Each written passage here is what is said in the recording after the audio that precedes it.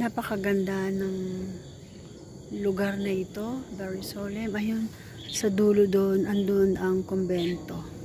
Dito yung simbahan. Ito yung magkabilang tabi ay ang Stations of the Cross.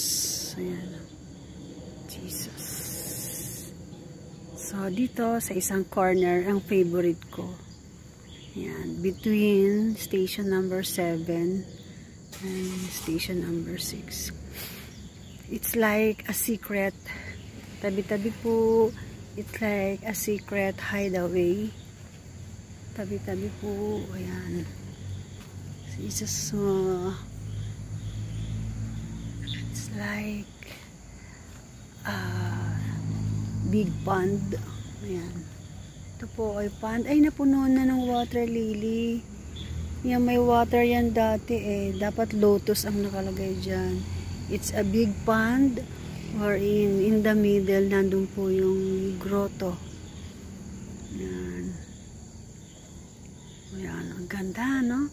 Gustong gusto ko talaga po dito sa area na to. Ito yung pinupuntahan ko. Tabi po. Yan. May malalaking puno. Yan. So ito yan, no? Diyan ako dumaan galing sa simbahan. Yan ang paligid niya. Yan, dyan tayo galing kanina. Ayan po yung simbahan. Yan. Sa labas nitong gate ay marami ng mga kainan. So, ayan. Ito yung pagpasok niyan. Sisters. Yan. Sister Little Souls. Yan. Open yung gate.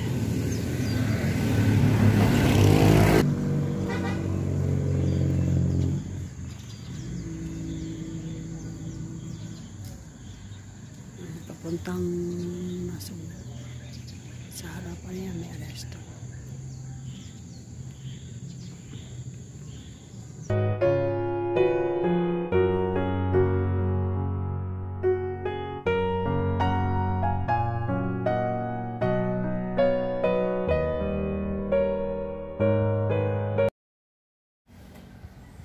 January 5, I'm here now at Little Souls, Tagaytay, sa may Mahog.